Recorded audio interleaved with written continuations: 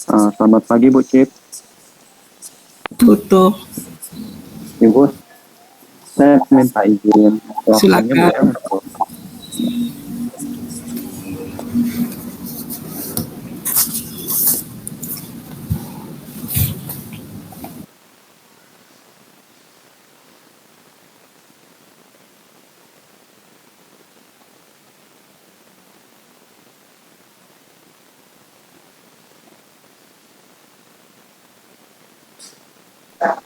untuk adik-adik mahasiswa silahkan melakukan presensi ya dengan QR code ini, QR code untuk kelas B ya.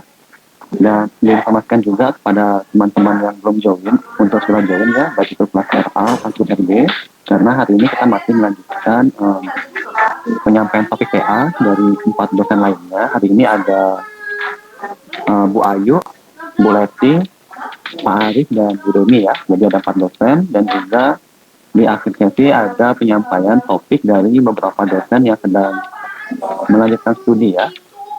Begitu. Jadi dimohonkan kehadiran. Terima kasih. Jangan berisik, Kak.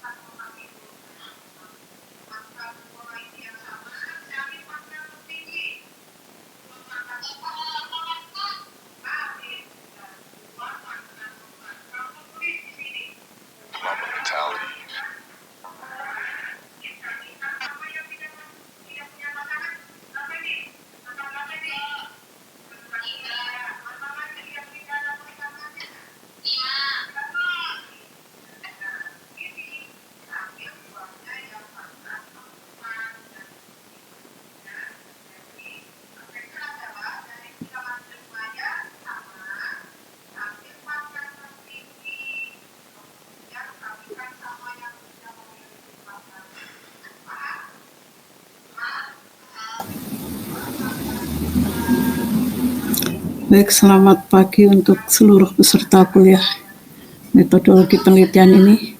Selamat pagi, Bu. Pada pagi hari ini, sebagaimana tadi Pak Putu sudah sampaikan, akan dipaparkan oleh 4 dosen ya, tentang penelitian-penelitian yang ada atau penelitian-penelitian yang dilakukan di bidang masing-masing. Nah, tentunya ini perlu diperhatikan untuk membuat kalian bisa memilih mana yang menjadi topik-topik atau yang menjadi bidang yang menarik perhatian saudara. Tentu saja tidak terlepas kemungkinan untuk ide-ide yang berasal dari masing-masing mahasiswa untuk diajukan kepada dosen di bidang yang bersangkutan. Kalau biokimia tentunya di bidang-bidang biokimia oleh siapa saja. Nanti kemudian kalau analitik oleh siapa saja bisa diajukan kepada dosen itu ya. Kalau ada inisiatif dari masing-masing mahasiswa ini masih memungkinkan untuk itu. Kemudian yang kedua, pada siang nanti akan dibuka oleh Pak Arief. Nanti Pak Arief akan menjelaskan mungkin bagaimana tekniknya untuk memilih bidang yang menarik bagi, paling tidak pada survei yang pertama ini kami ingin tahu bagaimana minat dari masing-masing mahasiswa. Kalau saya lihat dari pengumpulan tugas yang lalu itu banyak di biokimia misalnya ya, lalu analitik. Nah, sekarang kita akan lihat pada akhir dari kuliah hari ini kita akan sama-sama mengumpulkan minat-minat bidang penelitian, minat 1, minat kedua, dan minat ketiga. Dengan demikian kami akan dapat memperkirakan ada berapa orang yang berminat di masing-masing bidang atau yang berminat turut penelitian di bawah bimbingan Bapak dan Ibu dosen yang telah menyampaikan rencana penelitiannya atau topik-topik penelitian yang sedang digarap. Ya, selanjutnya saya kembalikan kepada Pak Putu dulu untuk mengatur jadwal presentasi dari masing-masing dosen. Silakan Pak Putu. Terima kasih. Bu Cik, penyampaian di awal. Oke, mungkin ini karena sudah jam juga ya. Untuk sesi 1 akan diisi oleh Bu Ayu dan dilanjutkan oleh Bu Leti. Sesi 3 akan diisi oleh Pak Arief dan terakhir itu adalah penyampaian dari Bu Deni ya. Nah, nanti setelah semuanya menyampaikan topik, itu mungkin Pak Arief akan menyampaikan topik TA dari dosen-dosen yang sedang S3 ya, mungkin ada Pak Alan, Bu Vina, dan yang lainnya seperti itu. Mungkin untuk mempercepat ya, kita berikan pada Bu Ayu kesempatannya memaparkan topik TA dengan durasi waktu 20 menit. Untuk Bu Ayu, silakan. Apakah suara saya terdengar, Pak Putu? Dan Ya, Bu Ayu. Bu Cip? Sudah. Oke, terima kasih Pak Putu, Bu Cip, dan mungkin ada beberapa dosen ya yang bergabung di sini. Tadi saya lihat ada Pak Awan, dan mungkin ada Bu Leti, Bu Dini, Pak Arief gitu ya, dan ada di mahasiswa. Ya, saya di sini izin untuk share screen dulu untuk saya paparkan topik penelitian Recording is on. biokimia. Ya, kalau misalnya saya seperti ini, apakah terlihat di layar? Terlihat Bu. Terlihat dalam bentuk PowerPoint? Sudah ya. Sudah Bu. Oke, mungkin saya buka sekali lagi. Assalamualaikum warahmatullahi wabarakatuh. Selamat pagi semuanya. Waalaikumsalam. Selamat pagi Bu Ayu. Pagi Bu. Oke, baik ya, hari ini saya berkesempatan untuk memaparkan apa saja sih topik penelitian gitu ya yang mungkin dalam hal ini ada di bidang biokimia gitu ya, yang mungkin sedang kami ada beberapa riset yang memang sudah berjalan ya, ada juga yang beberapa ide riset baru yang rasanya ingin kami tawarkan kepada adik-adik mahasiswa. Barangkali ada yang berminat dengan topik penelitian yang ada hubungannya dengan biokimia. Walaupun tadi sudah disampaikan oleh Bu Ci, tidak menutup kemungkinan seandainya kalian juga punya ide-ide kreatif di bidang biokimia untuk tugas akhir ya. Kemarin ada beberapa yang sudah menghubungi saya, sudah konsultasi juga dengan beberapa topik risetnya, gitu ya. Mungkin bisa nanti kalau tertarik di bidang biokimia, Bu, harus nggak sih Bu topik yang dipaparkan oleh Bu Ayu saja ya? Boleh misalnya kalian punya ide dan itu mungkin dilakukan di lab kita atau mungkin kita nanti bisa cari solusinya agar penelitian itu tetap bisa dijalankan, itu bisa saja di luar dari topik yang ditawarkan. Nah, untuk dosen pembimbing di biokimia itu nanti kita insya Allah masih akan tetap melibatkan Bu Fida sebagai pembimbing utama ya, DLB dari ITB, kemudian ada saya sebagai co-pembimbing, kemudian ada Bu Vina dan Pak Irwan yang statusnya adalah dosen tubel. Nah, mungkin nanti untuk teknis pembimbingan dosen tubel itu akan dijelaskan lebih lanjut mungkin ya oleh Pak Arif selaku koordinator TA gitu ya. Tapi di sini mungkin yang akan saya paparkan adalah topik riset yang sedang berlangsung dan yang mungkin akan ditawarkan gitu ya. Itu lebih ke ini sih ya, mungkin nanti untuk Bu Vina, Pak Irwan nanti akan menyesuaikan gitu ya. Biasanya ada topik-topik yang ditawarkan oleh mereka yang ada kaitannya dengan proyek S3 mereka.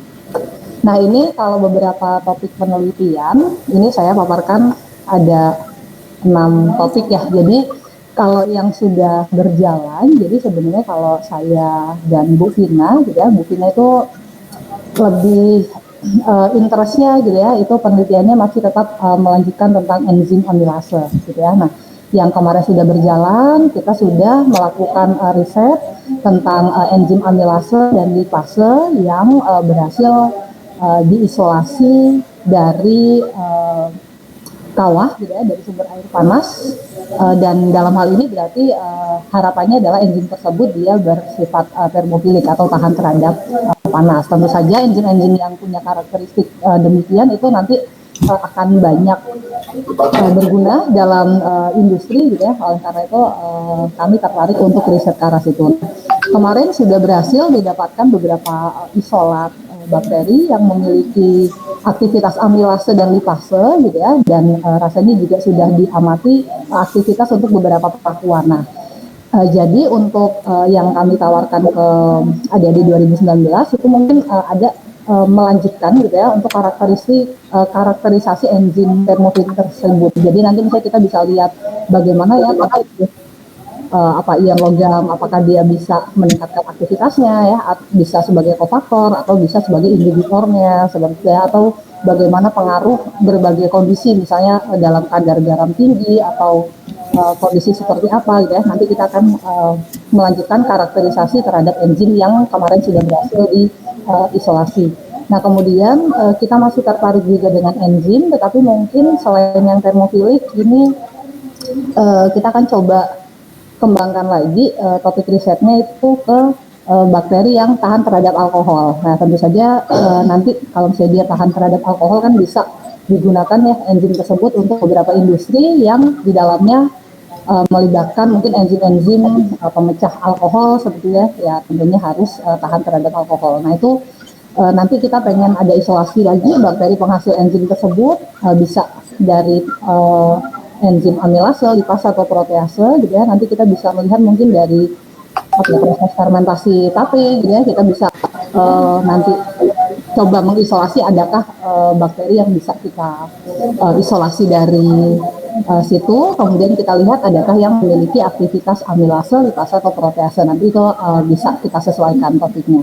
Nah, kemudian topik rumput laut masih tetap akan menjadi interest juga karena sebenarnya saya sedang mengumpulkan data ya untuk bagaimana bioaktivitas ekstrak rumput laut di perairan Lampung. Jadi yang kemarin kita sudah fokus untuk ke satu pantai yang ada di Pantai Alami Kalianda. Nah, coba ini nanti kita akan mencari sumber rumput laut dari pantai yang lainnya, dan tentu saja harapannya sih dia juga punya karakteristik bioaktivitas tertentu gitu ya. Bioaktivitasnya bisa sebagai antibakteri atau antioksidan seperti itu. Nah, kemudian itu biasanya nanti berbarengan juga dengan bagaimana sih potensinya gitu ya sebagai absorben untuk logam berat ya. Bisa jadi kalau rumput laut itu emang kita ambil dari perairan atau dari tempat budidaya rumput laut, kalau misalnya dia mengandung kontaminan logam berat, kita bisa menjadikan itu sebagai suatu informasi ya, edukasi ke masyarakat kalau ternyata rumput laut yang selama ini dijadikan sebagai bahan pangan itu dia mengandung logam berat. Tapi seandainya kita dapatkan rumput laut dari daerah-daerah yang ada cemarannya ya, misalnya di dekat daerah industri, kita misalnya rumput laut tersebut punya potensi sebagai absorben logam berat, artinya kita bisa menawarkan itu sebagai solusi untuk lingkungan agar dia bisa untuk mengurangi cemaran logam berat di perairan. Nah kemudian ini dari rumput laut tersebut kemarin katanya dari penelitian rumput laut kita akhirnya dapat tuh kalau ada beberapa jenis rumput laut yang kadar karaginannya tinggi gitu ya. Oleh karena itu sempat ngobrol juga dengan Bu Fida, saya tertarik tuh untuk melakukan penelitian tentang bioplastik dari karaginan rumput laut ya. Nanti bagaimana karakternya, apakah mungkin kita bisa mengembangkan bioplastik dari karaginan dari rumput laut. Nah kemudian yang terakhir mungkin ini topik pangan yang relate mungkin ya di kehidupan sehari-hari. Ini berawal dari kegelisahan saya mungkin ya yang tidak bisa menemukan tahu di Lampung yang teksturnya itu mirip dengan tahu Sumedang atau tahu susu Lembang. Jadi sebenarnya ada apa sih gitu ya? Atau berpengaruhkah dengan lingkungan tumbuhnya? Mungkin saja gitu ya, dengan organisme yang membantu proses fermentasinya gitu. Jadi ingin ada riset ke arah situ ya. Jadi kita pengen tahu perlakuan yang seperti apa sih yang harus kita lakukan terhadap protein kita gitu ya, sehingga kita mendapatkan tekstur yang mirip dengan tahu Sumedang atau tahu susu Lembang seperti itu. Nah, secara garis besar topik penelitian di biokimia mungkin itu yang bisa kami sampaikan ya. Saya mewakili teman-teman dari tim biokimia. Mungkin nanti di luar topik ini juga kita masih bisa kok.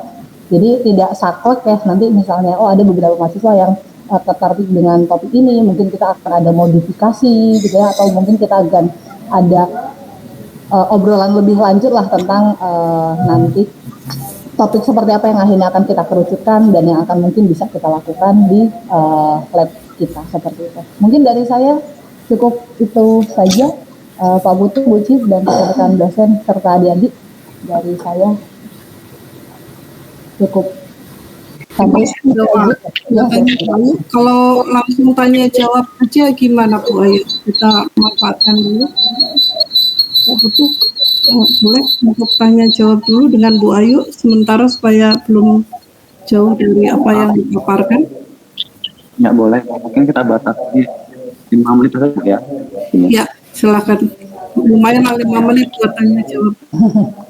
Silakan ada jika ada pertanyaan Bu Ayu.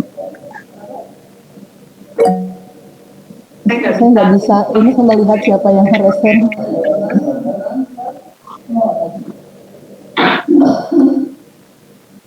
Siapa nih? Langsung open mic aja mungkin, Nak.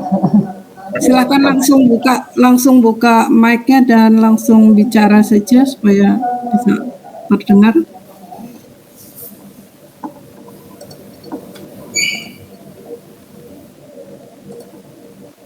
Permisi ya Bu, izin masuk Bu. Saya Eci Aprilia. Izin bertanya Bu, untuk topik penelitian ini apakah dosen pembimbingnya tetap dibagi atau dibagi gitu ya Bu, kayak Bu Ayu, Bu Vina? Kan setahu saya tuh Bu Vina lagi lanjut gitu Bu, apa masih bisa jadi dosen pembimbing gitu Bu? Terima kasih Bu. Oke, ini mungkin langsung saya jawab ya. Nanti untuk teknisnya kalau yang melibatkan dengan dosen tubel, nah mungkin nanti kita harus bicarakan lebih lanjut ya, karena seperti Bu Vina, Pak Irwan itu kan juga studi lanjutnya mungkin sudah mulai masuk laboratorium seperti ya. Jadi mungkin nanti kita bisa kondisikan pun misalnya Bu Vina dan Pak Irwan masih membimbing, itu mungkin tidak menerima banyak mahasiswa bimbingan gitu, seperti yang ini sedang berlangsung. Bu Vina membimbing dua mahasiswa seperti itu. Jadi mungkin masih melibatkan tapi tidak jadi mungkin tidak banyak mahasiswa yang diterima seperti saya di bawah bimbingan Bu Vina atau Pak Irwan. Ya jadinya saya nih mungkin ya sama Bu Fida yang akan nanti banyak terjun langsung. Gitu Eci. Izin masuk lagi boleh nggak Bu? Izin bertanya. Kalau misalnya Bu Vina tadi kan hanya menerima beberapa mahasiswa. Nah, kalau misalnya saya tertarik ini di bagian engine Bu, apakah saya langsung menghubungi Bu Vina atau menghubungi Bu Ayu ya? Sepertinya nanti itu akan dihimpun dulu, nak ya. Jadi dihimpun dulu mahasiswa yang tertarik. Nanti kan sepertinya akan ada form ya dari entah akan sama atau enggak teknisnya seperti tahun lalu. Nanti akan ada form dari koordinator. Lalu akan ada dihimpun nanti untuk pembagian topiknya setelah terpilih mahasiswa yang minat di bidang itu gitu ya. Mungkin nanti baru akan kita lakukan pertemuan gitu ya. Nah nanti di dalam pertemuan itu biasanya seperti itu yang terjadi di biokimia, nanti baru akan dibagi menurut topik yang mahasiswa tersebut tertariknya di bidang mana, kemudian akan disesuaikan. Nah seperti itu biasanya. Baik Bu, terima kasih Bu. Oke. Tadi ada Ilham siapa ya yang mau bertanya? Apakah suara saya terdengar? Terdengar Ilham? Baik Bu, Ilham penasaran mau nanya lebih dalam lagi Bu terkait tentang topik pangan yang di resep tahu yang teksturnya mirip tahu Sumedang Bu. Itu topik pangannya bisa dijelasin lebih detail lagi nggak Bu untuk itu? Diidentifikasi atau hal-hal poin penting dari topik itu Ilham penasaran sih Bu. Penasarannya ini sebenarnya Ilham. Jadi mungkin ini karena waktunya terbatas ya Ilham, mungkin benang merahnya kali ya, atau secara yang di highlight nanti seperti ininya. Jadi kan ketika proses pembuatan tahu gitu ya, itu kan ada beberapa perlakuan yang harus kita lakukan terhadap protein gitu ya, yang kita dapat dari kedelai sehingga dia akan mendapatkan suatu tekstur gitu ya yang seperti yang kita inginkan. Nah itu tentu ada berbagai perlakuan, misalnya penambahan asam misalnya, atau dia harus di pH seberapa, atau misalnya pengendapan proteinnya harus melibatkan kadar garam yang seperti apa. Nah mungkin lebih ke arah situnya sih Ilham gitu. Jadi nanti kita melihat gitu ya, jadi kita meresepkan dengan kondisi yang seperti ini kita akan bisa dapatkan tekstur yang seperti kita inginkan atau tidak gitu Ilham. Baik Bu, terima kasih Bu. Oke. Karena ini kalau yang dari kata apa ini rasanya berapa mahasiswa mengambil penelitian biokimia, bisa misalnya waktu senggang yang lainnya ingin ini, saya mungkin banyak bercerita ya tentang riset biokimia di mata kuliah itu, bisa lah misalnya sesekali chip in, nanti boleh saya yang ingin menanyakan mungkin lebih lanjut ke situ ya, mungkin Pak Putu ya dari saya itu. Bu Cip, Pak Putu. Ya, Ayo sudah menyampaikan tadi ya jawaban atas dua pertanyaan dari mahasiswa. Untuk adik-adik yang masih penasaran tentang topik biokimia, nanti adik-adik bisa kontak Bu Ayu ataupun ikut kelas biopangan ataupun pengantar penelitian biokimia. Nah, untuk berikutnya kita akan lanjutkan sesinya kepada Bu Leti ya. Oke, saya izin untuk share screen untuk topiknya Bu Leti. Bu Leti, apakah sudah ada di unit ini? Sudah Pak. Suara saya kedengeran nggak? Ya. Dengar. Oh ya, baik.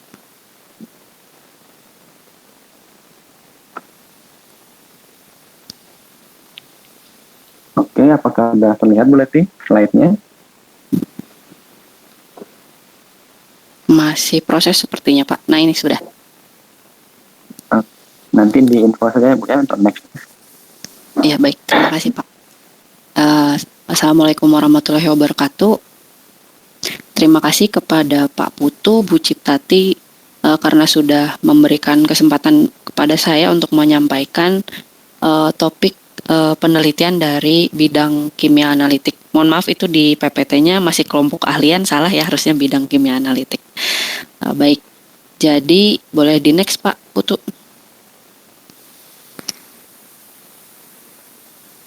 Nah, untuk tim pembimbing dari TA bidang analitik ini, untuk pembimbing utamanya insya Allah masih ada Profesor Muhammad Ali Zulfikar ya.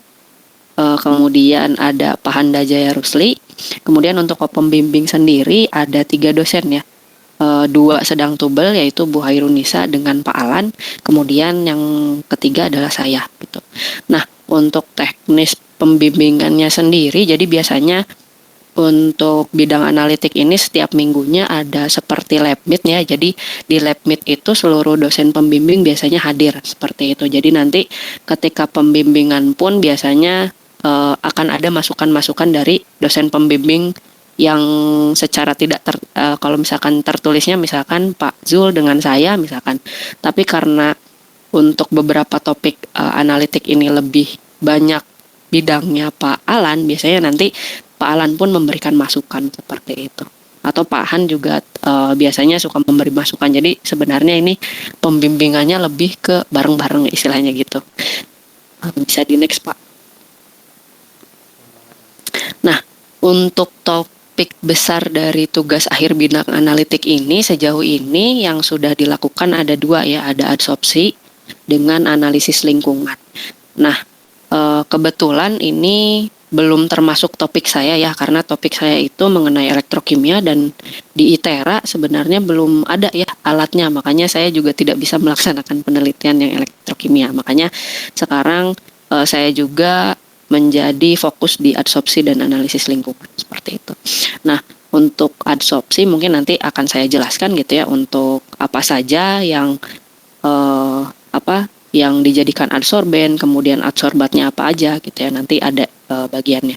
Kemudian kalau analisis lingkungan sebenarnya kan bisa melakukan analisis air, tanah, dan udara. Tapi untuk saat ini menyesuaikan dengan ketersediaan alat dan bahan di ITERA, jadi kami hanya melakukan analisis air seperti itu. Jadi yang sudah dilakukan itu adalah pemantauan kualitas air di daerah aliran sungai.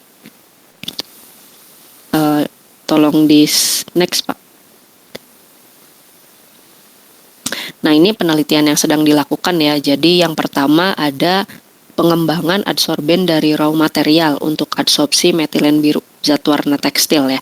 Jadi yang sudah melakukan penelitiannya ada Dina Mariana ya, pemanfaatan bubuk dari bambu untuk menjadi adsorben. Kemudian Mirnawati, jadi nanti dari adsorbennya itu dari kulit kacang tanah. Kemudian untuk Chef Francisca itu dia membuat adsorben dari tongkol jagung. Dan ketiganya ini dia adsorbatnya itu adalah metilen biru. Kemudian yang kedua ada modifikasi adsorben raw material dengan CA alginat untuk adsorpsi metilen biru. Jadi kebetulan ini mahasiswanya itu memang mereka sebelumnya sudah mengecek gitu ya ketersediaan alat bahan di lab kimia ITERA, makanya di sini kebanyakan adsorbatnya itu adalah metilen biru karena memang yang tersedia di kimia ITERA kebetulan hanya metilen biru seperti itu. Tapi tidak menutup kemungkinan untuk zat pewarna lain kalau misalkan nanti kalian ternyata menemukan misalkan zat warna tekstil yang memang banyak menjadi limbah seperti itu yang biasanya terbuang oleh industri tekstil seperti itu. Bisa juga gitu. Ya tapi nanti mungkin ada PR untuk mencari bahannya seperti itu. Harus beli dulu atau bagaimana. Nah, untuk yang modifikasi adsorben raw material ini yang melakukan ada 2 orang, ada Sri Kurnia. Jadi Sri ini membuat adsorben dari kulit biji karet yang enkapsulasi oleh CA alginat. Nah, kemudian ada Griselda, jadi adsorbennya dari kulit pisang. Sama, ini juga dimodifikasi dengan atau dienkapsulasi dengan CA alginat. Seperti itu. Nah, kemudian yang ketiga ada adsorben dari cangkang telur untuk adsorpsi asam humat dalam air gambut. Nah, ini dilakukan oleh Dede ya. Dia yang melakukan asam humat hanya Dede. Nah, kemudian yang keempat ada pemantauan kualitas air sungai Waikuala di Lampung. Jadi untuk pemantauan kualitas air sungai ini dilakukan oleh tim analisis air ya. Jadi semuanya ada 6 orang, ada Mego, Amelia, Anissa Mei, Meilawati, Mega, dan Novi ya. Jadi kenapa mereka melakukannya banyakan gitu ya? Kenapa nggak satu sungai satu orang? Karena Sungai Waikuala ini merupakan salah satu sungai terbesar di Lampung ya. Jadi pengambilan titik sampelnya akhirnya berbeda-beda tiap orangnya gitu. Jadi nanti yang dilaporkan di skripsinya, misalkan titik pertama di bagian hulu, titik kedua di kalau tidak salah itu hanya beda kelurahan seperti itu. Sampai nanti di daerah hilirnya. Seperti itu. Jadi nanti kalau misalkan digabungkan keseluruhan hasil penelitiannya akan menghasilkan data yang berkesinambungan gitu, saling melengkapi. Jadi dia membahas secara keseluruhan kualitas perairan sungai di Waikuala, Sungai Waikuala seperti itu. Nah, untuk penelitian yang terakhir ada yang dilakukan oleh Tika Adini Sandi ini adalah topik yang diajukan kepada tim dosen seperti itu. Jadi Tika ini dia sudah melakukan kerjasama dengan tempat dia kerja praktik ya di PT Equilab Internasional, dan akhirnya karena ditawari oleh perusahaan itu untuk melakukan TA di situ gitu ya. Akhirnya Tika memberanikan diri untuk bilang ke saya waktu itu untuk menawarkan diri untuk masuk ke tim analitik seperti itu untuk TA bidang analitik. Nah, ini dia mengenai optimasi jenis ekstraksi dan fasa gerak dalam penetapan kadar rofuvastatin dalam plasma darah manusia menggunakan UPLC MSMS seperti itu. Jadi nanti kalian kalau misalkan memang punya topik sendiri atau sudah ada kerjasama misalkan dengan bekas tempat KP kalian ya bisa silahkan hubungi saya atau mungkin Pak Alan gitu. Kalau misalkan topiknya memang lebih ngena ke Pak Alan seperti itu ya silahkan gitu ya, tidak menutup kemungkinan. Di next Pak. Nah, ini agak kecil ya, mohon maaf, silakan di zoom aja. Jadi untuk skema penelitian dari adsorpsi ya. Jadi yang pertama itu kalian melakukan penentuan adsorben. Jadi untuk adsorbennya sendiri kami tidak membatasi gitu. Kalian bisa cari misalkan mau dari raw material, berarti nanti kalian pilih mau dari apa gitu. Berarti kalian harus melakukan riset sendiri gitu. Kemudian ada juga yang dimodifikasi seperti tadi dengan enkapsulasi CA alginat gitu ya. Kemudian bisa juga dengan karbon aktif. Jadi sebenarnya raw material itu bisa juga dibuat menjadi arang aktif dan akhirnya dijadikan untuk adsorben seperti itu. Jadi kebetulan kemarin itu sebenarnya ada beberapa yang mau menggunakan karbon aktif. Namun karena di lab kimia ITERA itu belum ada furnace, akhirnya tidak jadi gitu. Karena kalau misalkan mau pakai furnace harus ke lab ada di ITERA, cuma saya lupa tepatnya di lab apa, di lab fisika atau di lab mana gitu. Saya juga lupa.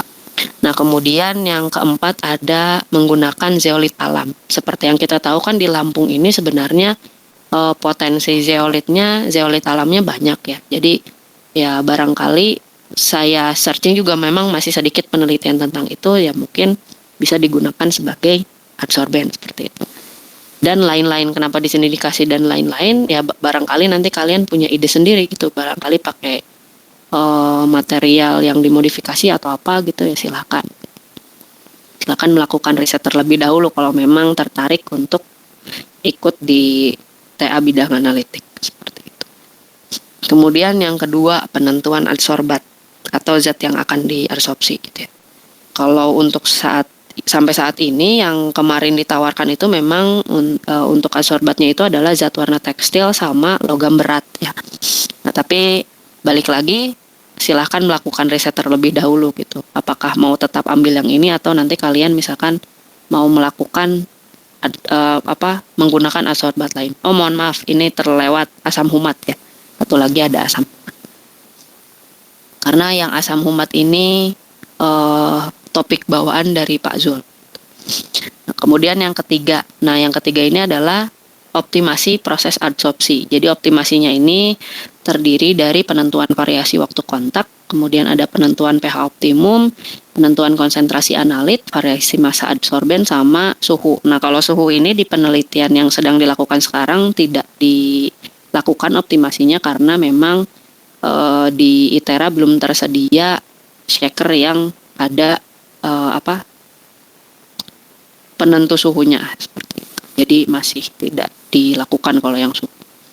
Kemudian yang keempat ada karakterisasi adsorben. Nah, ini mungkin tahapan yang paling banyak membutuhkan biaya ya, karena kan di ITERA sendiri belum ada alat-alatnya. Jadi kemungkinan kita harus analisis keluar kampus seperti itu. Ada SEM, ada FTIR, kemudian ada analisis BET. Kalau analisis BET ini dia untuk mengecek luas permukaan sama pori-pori adsorbennya biasanya. Kemudian sama yang terakhir ada zeta potensial. Nah, kemudian setelah itu baru melakukan analisis sampel. Ini kurang lebih skema penelitian untuk yang adsorpsi. Di next, Pak.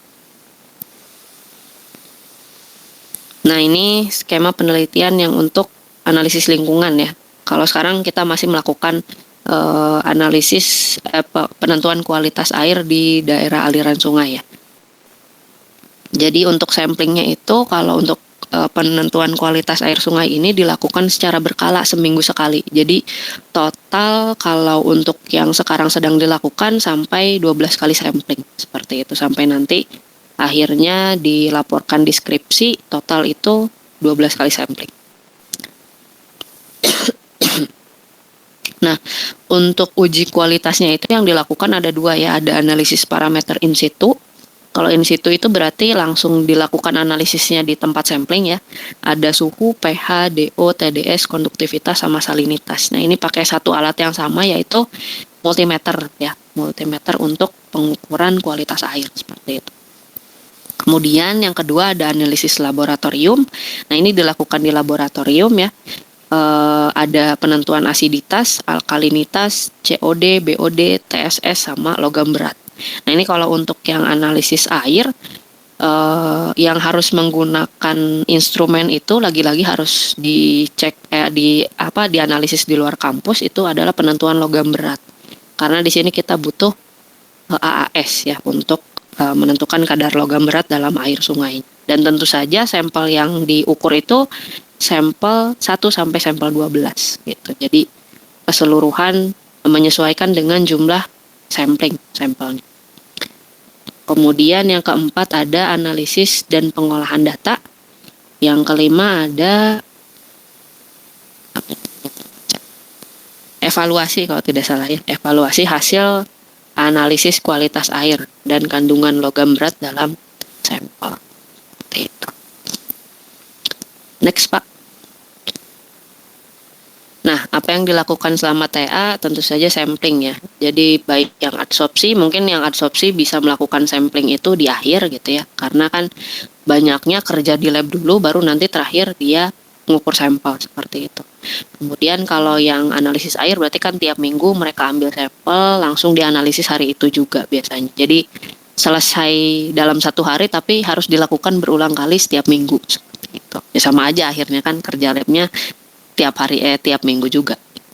Kemudian ada kerja laboratorium. Yang ketiga ada lab meet ya. Jadi lab meet ini rutin biasanya kalau untuk semester ini dia setiap hari Jumat ya.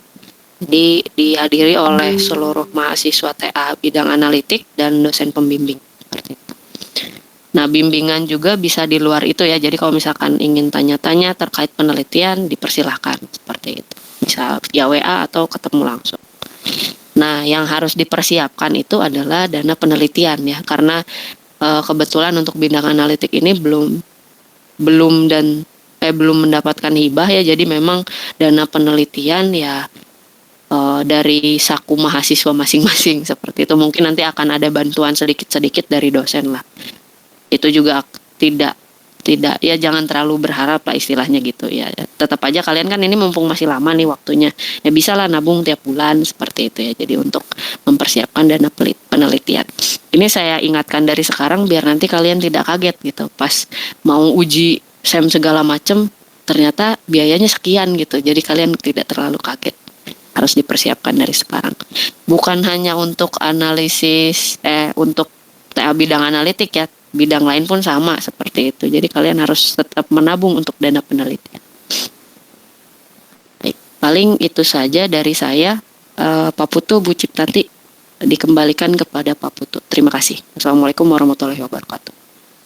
Waalaikumsalam warahmatullahi. Ya, terima kasih Bu Leti pemaparannya. Mungkin kita berikan kesempatan. Mohon maaf Pak Putu, saya lupa. Kebetulan di sini ada Pak Alan hadir kalau tidak salah tadi. Mungkin ada yang mau ditambahkan oleh Pak Alan. Punten Pak Putu sebentar. Silakan Pak Alan. Pak Putu, mungkin tidak banyak tapi secara keseluruhan sudah disampaikan semua oleh Bu Leti. Mungkin yang ingin saya sampaikan terkait dana penelitian untuk yang sekarang itu, untuk bahan-bahan mungkin masih bisa seperti asam humat, metilen biru, alginat itu sudah tersedia ya di laboratorium kita. Mungkin paling kalian menyiapkan untuk proses karakterisasi. Mungkin itu. Kemudian jika ada topik lain mungkin itu bisa didiskusikan nanti untuk topiknya. Nah, kalau dari saya pribadi mungkin ada tambahan topik kalau mahasiswa tertarik tentang sensor ya, sensor logam misalnya, sensor logam menggunakan nanopartikel perak ataupun nanopartikel emas, itu sangat dipersilakan juga. Selain topik adsorpsi dan topik analisis monitoring limbah tadi ya, di dalam daerah aliran sungai. Mungkin itu Pak Putu. Terima kasih Bu Leti, Pak Putu, Bu Ciptati, dan teman-teman.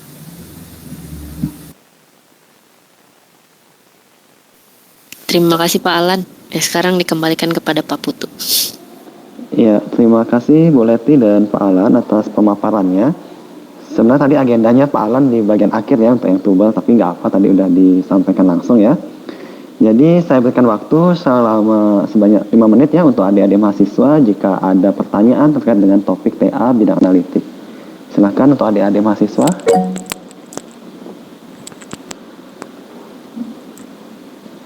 Oke, Dina Amalia, silakan. Izin bertanya Bu, tadi kan membahas topik analisis lingkungan, mayoritasnya airnya Bu ya. Nah, apakah ngambil airnya itu hanya di Lampung saja atau boleh ke provinsi lain atau di tempat asal gitu Bu? Terima kasih Bu. Ya, jadi kalau untuk analisis air ini, kemarin itu sebenarnya sudah dari awal itu tim analisis air itu mahasiswanya memang sudah riset gitu. Jadi mereka survei ke lokasi. Jadi sebenarnya awalnya bukan Kuala ya, bahkan mereka milihnya tempatnya beda-beda seperti itu. Tapi pada akhirnya karena ketersediaan alat terbatas gitu ya, akhirnya mereka mengambil satu sungai besar ya untuk dianalisis bersama dan akhirnya dibagi per titik seperti itu. Jadi kalau misalkan mau sungai masing-masing sebenarnya bisa saja gitu ya, tapi nanti mungkin harus dipikirkan gitu bagaimana caranya agar misalkan kan yang tim analisis air kemungkinan tidak hanya Dina misalkan nanti ya, ada teman-teman yang lain gitu. Nah, berarti harus dipikirkan juga gimana caranya alatnya biar bisa dipakai untuk bersama. Kalau misalkan terlalu jauh tempatnya kan khawatirnya sulit untuk memberikan balik gitu ke teman kalian gitu. Makanya kemarin dipilih satu sungai yang besar agar bisa dianalisis bersama. Itu aja sih. Nanti mungkin untuk teknisnya seperti apa ya harus didiskusikan bersama-sama seperti itu dengan tim yang nanti akan terpilih jadi TA analitik yang analisis air seperti itu. Oke, terima kasih Bu Leti dan Dina. Mungkin ada yang lain ada pertanyaan, silahkan. Arfa, silahkan. Baik, terima kasih Pak. Saya izin bertanya Ibu. Jadi sebelumnya saya berniat untuk mengambil di topik kimia forensik. Tapi dari yang pemaparan Ibu berikan pada TA analitik ini tidak ada. Jadi kedepannya itu berarti tidak ada peluang untuk mengambil kimia forensik ya Bu, begitu? Begini, kalau untuk kimia forensik sendiri kemungkinan kan harus ada hal yang dianalisisnya gitu. Apalagi ini terkait dengan biasanya kasus kepolisian ya. Ya kalau misalkan memang ingin sekali kimia forensik gitu ya bisa coba cari rekanan seperti Tika tadi gitu. Jadi misalkan kamu nanti KP di Polres mana gitu ya. Bisa coba diajukan seperti itu karena kalau untuk kimia forensik sendiri agak sulit sih ya untuk mencari sampelnya, kemudian reagen-reagen yang digunakan juga belum tentu ada di lab gitu, jadi harus dicek dulu. Kemungkinan kalau misalkan memang pengen kimia forensik misalkan sudah ada nih sampelnya mau analisis apa seperti itu, tapi kan tetap harus dipikirkan gitu, bahan-bahannya ada nggak, alat-alatnya ada nggak gitu. Nanti kalau misalkan nggak ada semua kan repot juga harus beli semua gitu. Seperti itu aja sih kalau dari saya. Cuma kalau misalkan tadi misalkan KP di Polres misalkan terus mau sekalian TA di situ ya berarti izin dulu ke Polresnya ya barangkali bisa seperti itu. Dicoba aja kalau misalkan memang sangat tertarik sama kimia forensik. Cuma kalau dari kami tim dosen tidak membuka untuk kimia forensik seperti itu. Baik Ibu, terima kasih Bu. Oke, terima kasih Bu Leti dan Arfa. Mungkin adik-adik yang lain masih ada pertanyaan, silahkan ya, masih ada waktu.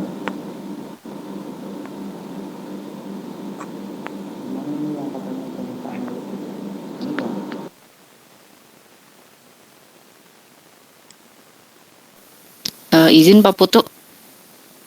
Ya, Bu Leti, Mungkin kalau silahkan. misalkan belum ada yang mau bertanya, tadi sempat ada yang chat masuk nih, nanya kalau persyaratan untuk menjadi anak bimbingan TA analitik sebenarnya tidak ada persyaratan khusus ya.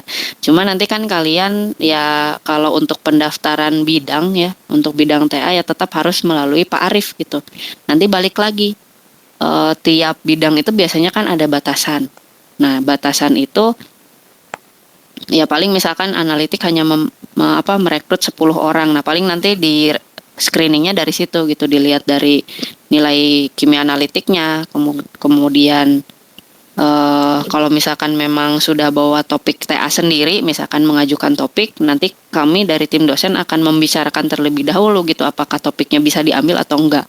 Kalau misalkan topiknya memang tidak bisa diambil ya mohon maaf seperti itu, tidak bisa diterima di bidang analitik kayak gitu sih. Untuk persyaratan khusus tidak ada, paling dilihat nanti kalau misalkan dari pendaftaran yang di Pak Arif kan berarti misalkan banyak gitu ya, ya pasti di screeningnya dari nilai analitik dulu sebelum melihat hal-hal lain seperti itu. Paling itu aja yang mau saya tambahkan Pak Putu. Terima kasih. Oke, terima kasih atas informasinya Bu Leti. Oke, masih ada kesempatan saya berikan kepada adik-adik mahasiswa jika ada yang ingin bertanya tentang topik TA analitik ya.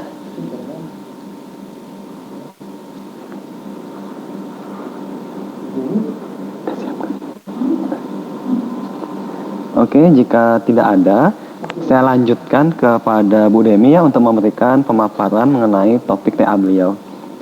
Untuk Bu Demi, apakah sudah join?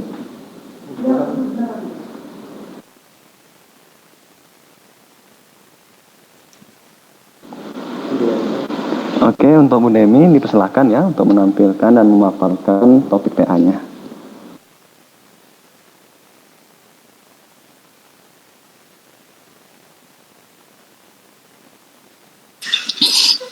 Gimana share screen-nya ini? Oh ini.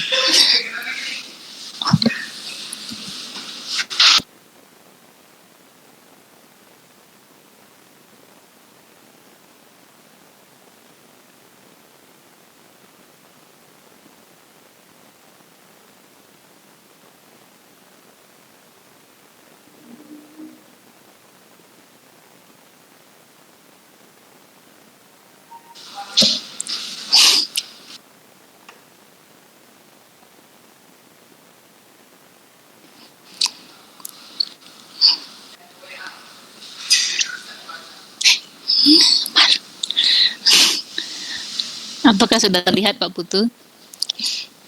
Ya, sudah Bu Demi. Sudah. Baiklah, bismillahirrahmanirrahim. Assalamualaikum warahmatullahi wabarakatuh dan selamat pagi semuanya. Izin Bu Cip, Pak Putu, Pak Awan, dan Bapak Ibu yang lainnya untuk saya menyampaikan beberapa topik tugas akhir di bidang kimia anorganik. Yang sebelumnya sudah disampaikan oleh Pak Alvin ya. Jadi anorganik di sini ada saya dan Pak Alvin. Untuk saya sendiri langsung saja bagi adik-adik untuk ruang lingkupnya.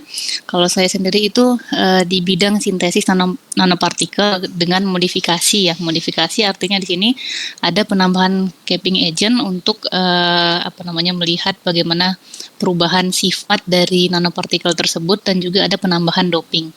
Lalu nanopartikel ini nanti diaplikasikan di berbagai bidang. Nanti lebih lengkapnya saya akan sampaikan selanjutnya. Kemudian ada juga sintesis material keramik dengan mengkaji sifat fisiknya, misalkan sifat kelistrikan, diantaranya sifat dielektrik, ferroelektrik. Ini juga ada penambahan doping serta kodoping. Tapi untuk topik ini sementara masih belum dilaksanakan karena keterbatasan alat di di prodi kita. Karena untuk sintesis material keramik itu membutuhkan suhu sampai 1000 derajat Celcius serta wadahnya juga membutuhkan yang tahan dengan panas sampai 1000 derajat.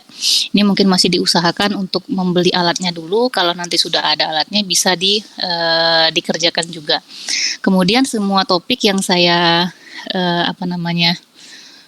presentasikan di sini mengacu pada penelitian ITERA ya.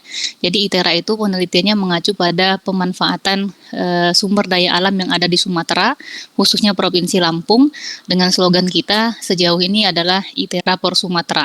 Jadi kalau ada nanti kegiatan sampling, pemanfaatan tumbuhan, alga, dan lain sebagainya, itu kita memanfaatkan yang ada di Lampung dulu. Kalau memang di Lampung tidak ada, baru kita mengambil ke provinsi lain yang ada di Sumatera ya. Untuk topiknya lebih lengkap, di sini ada beberapa nanopartikel yang sedang dikaji ya, dan saat ini sudah dikerjakan juga oleh kakak-kakaknya angkatan 2018. Yang pertama ada sintesis nanopartikel ZNO menggunakan ekstrak tumbuhan sebagai capping agent dan berbagai aplikasi. Aplikasinya di sini fotokatalis, ini salah ketik ya, fotokatalis, antibakteri, atau bisa juga dijadikan sebagai lotion anti UV karena ZNO sendiri itu bisa berfungsi sebagai UV ya. Untuk yang ini mungkin nanti bisa bekerja sama dengan prodi teknologi kosmetik. Misalkan saya sebagai pembimbing utama, nanti adik-adik bisa memilih pembimbing pendamping dari dosen rekayasa kosmetik ya. Kemudian ada lagi sintesis nanopartikel ZNO juga, tapi di sini tidak menggunakan capping agent melainkan menggunakan doping. Jadi beberapa atom oksigen ini kita ganti dengan sulfur ya. Tapi sulfurnya kita menggunakan sumber daya alam yang ada di Lampung, yaitu sulfur alam yang ada di sumber air panas. Jadi nanti tinggal adik-adik yang sampling ke daerah yang ada sumber air panasnya, diambil sulfurnya gitu. Nanti aplikasinya bisa dijadikan sebagai antibakteri karena ZNO sendiri dia memiliki sifat antibakteri ditambah dengan sulfur yang juga memiliki sifat antibakteri. Harapannya di sini sifat antibakterinya bisa baik ya. Lalu juga bisa diaplikasikan sebagai anti jamur untuk lebih lanjutnya. Kemudian sebagai kosmetik di sini umumnya untuk obat jerawat ya. Mungkin kalau adik-adik yang pernah menggunakan kosmetik obat jerawat bisa dilihat di bahan dari kosmetik tersebut biasanya ada yang menggunakan ZNO. Nah, kemudian ada lagi sintesis nanopartikel magnetit Fe3O4 dengan ekstrak tumbuhan atau alga ya. Ini salah satu yang pernah dilakukan itu menggunakan ekstrak daun bunga mawar sebagai capping agent. Kemudian untuk aplikasi sendiri juga cukup luas. Magnetit ini salah satunya sebagai adsorben logam berat. Nah, kemudian ini masih mensintesis nanopartikel magnetit, tapi kita menggunakan sumber daya alam yang ada di Lampung lagi, yaitu pasir besi. Untuk sementara ini ada yang mengerjakan itu Fikri Ferdian, dia mengambil sampel pasir besinya itu dari Lampung Selatan ya, daerah Kalianda. Untuk adik-adik yang lain jika tertarik mungkin nanti bisa mengambil sampel, misalnya ada yang dari daerah Pesibar atau ada dari daerah lain, itu bisa dimanfaatkan. Kemudian ada lagi sintesis nanopartikel kobalt oksida dengan ekstrak tumbuhan juga dan alga. Untuk aplikasinya masih dikaji sampai saat ini, kira-kira yang paling memungkinkan untuk program sarjana itu apa yang tidak terlalu sulit gitu ya. Kemudian yang terakhir ada sintesis nanopartikel Ag dengan ekstrak tumbuhan juga, dan aplikasinya sebagai adsorben logam berat, lalu antibakteri dan juga sebagai antioksidan. Ini sedang dikerjakan juga oleh angkatan 2018. Ini beberapa topik TA di bidang kimia anorganik dengan saya ya. Lalu mungkin saya sampaikan sedikit mengenai capping agent. Jadi capping agent ini tujuannya untuk memodifikasi. Modifikasi di sini artinya untuk mengubah sedikit sifat fisiknya ya. Sifat fisiknya bisa berubah dengan kita mengontrol ukurannya. Yang pernah dikerjakan itu banyak sekali ya untuk capping agent ini. Ada buah lerak, daun cocor bebek, daun bunga mawar, daun zaitun, daun lamtoro, daun kelor, buah tomat gitu. Nah, dengan spesifikasi bahwa tumbuhan tersebut harus mengandung senyawa organik berupa surfaktan yang sifatnya itu memiliki sifat sebagai surfaktan ya. Artinya dia memiliki gugus yang hidrofob dan juga gugus yang hidrofil. Nah, kemudian untuk metode sintesis sejauh ini yang dikerjakan oleh seniornya itu ada metode pengendapan biasa, berarti nanti ditambahkan agen pengendap, kemudian ada yang menggunakan metode sol-gel dan hidrotermal ya. Ada juga yang menggunakan solvotermal. Untuk kimia belum ada. Ini contoh sulfur alam. Kemudian ini untuk aplikasi yaitu digunakan sebagai antibakteri ya. Mungkin itu saja dari saya Pak Putu, Bu Cip, Pak Awan dan Pak Ibu yang lainnya. Saya cukupkan. Oke, Terima kasih. Terima kasih Bu Demi. Cukup singkat ya, saya kira akan panjang nih penyampaiannya. Oke, dari adik-adik mahasiswa kami berikan waktu untuk mengajukan pertanyaan ya terkait dengan topik TA bidang anorganik. Silahkan.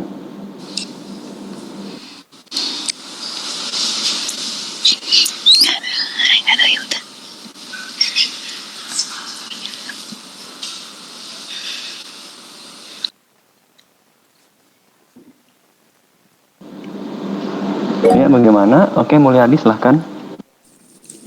Izin bertanya kepada Bu Demi, Bu.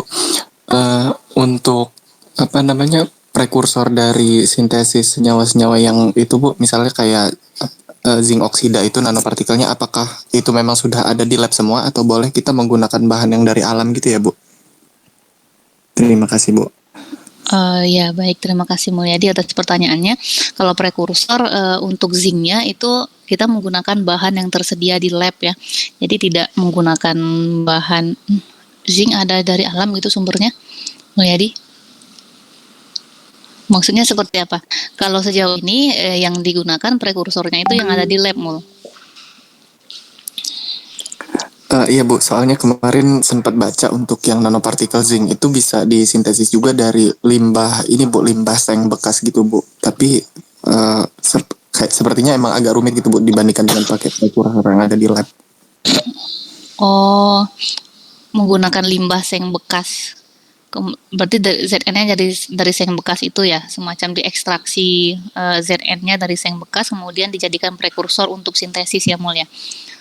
Mungkin bisa dipelajari kalau memang Mulyadi tertarik selama ruang lingkupnya masih nanopartikel oksida, bisa kita pelajari bersama. Kalau memang di sini saya memang belum pernah melakukan ya kalau menggunakan limbah seng bekas. Baik Bu, terima kasih banyak Bu. Yuk, sama-sama Mul. Oke, untuk adik-adik yang lain bagaimana? Apakah ada pertanyaan? Dipersilahkan ya.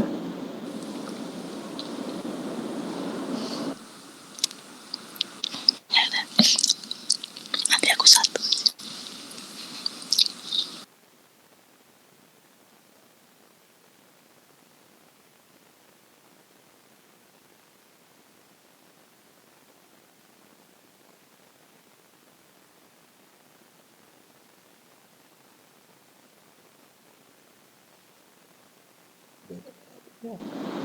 Wah, untuk yang sesi ini sepi sekali ya, tidak ada pertanyaan dibandingkan sesi Senin kemarin ada banyak sekali yang bertanya.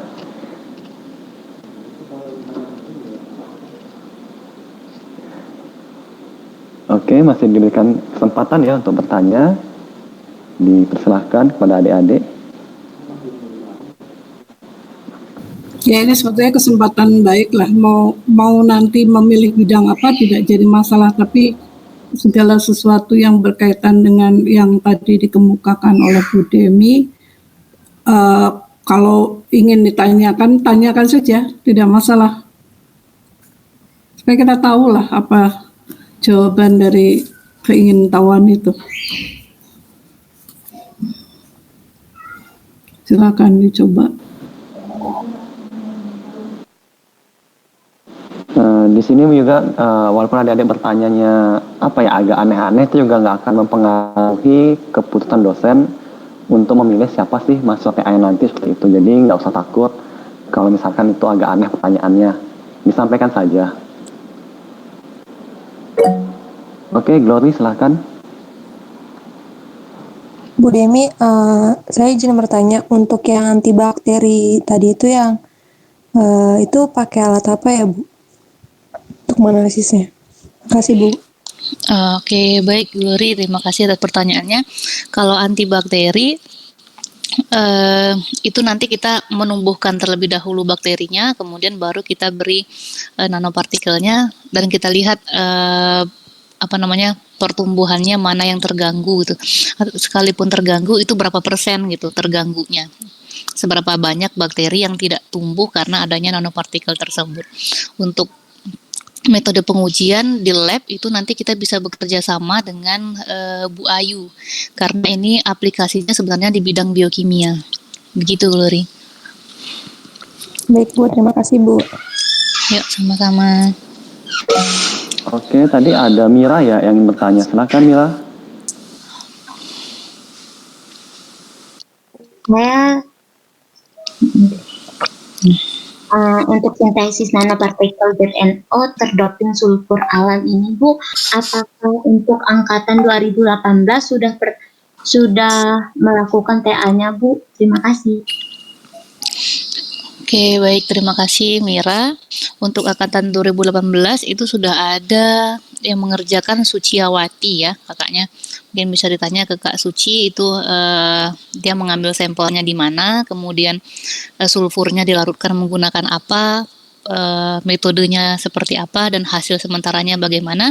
Itu bisa ditanyakan langsung ke seniornya. Atau nanti ketika jadwal seminar sudah keluar, begitu Kak Sucinya seminar bisa diikuti gitu Mira. Baik Bu, terima kasih. Yuk.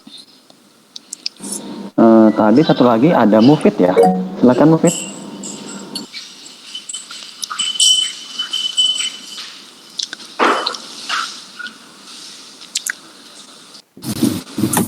Terkait doping agent tadi, itu saya punya pertanyaan. Itu yang kita gunain buat penelitian itu apakah hasil dari penelitian sebelumnya atau kita menggagas bahan lain gitu Bu? Oke, Mufi, terima kasih pertanyaannya. Kalau yang shaping agent tadi ya, kita kan menggunakan ekstrak tumbuhan. Kalau sejauh ini saya membebaskan kepada angkatan 18, mereka mau menggunakan ekstrak tumbuhan apa, dan mengekstraknya juga hanya menggunakan air ya.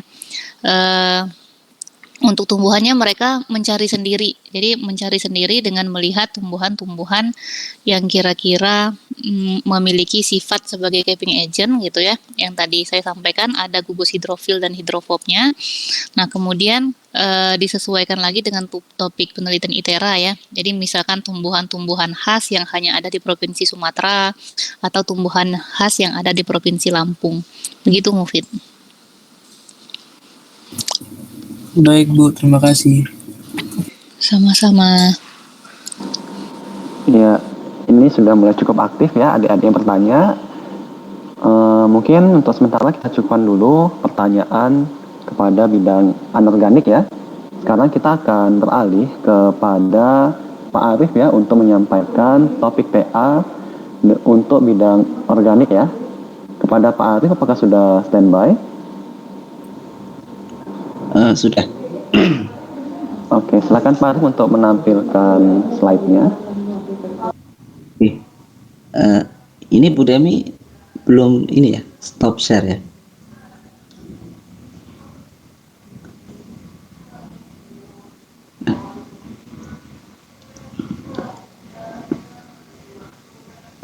Oke, silakan Pak Arif. Ya. Udah terlihat belum ya?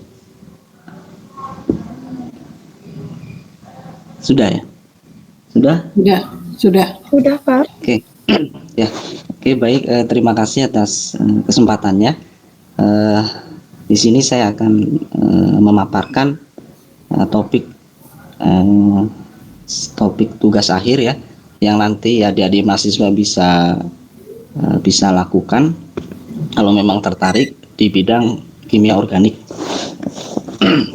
Jadi topik pertama adalah tentang isolasi. Mungkin ini sudah banyak disampaikan oleh Pak Awan dan juga Bu Ciptati. Jadi isolasi metabolit sekunder dan juga uji bioaktivitasnya, yang prinsipnya adalah kita mengambil senyawa metabolit sekunder yang harapannya itu aktif dari suatu tumbuhan ya.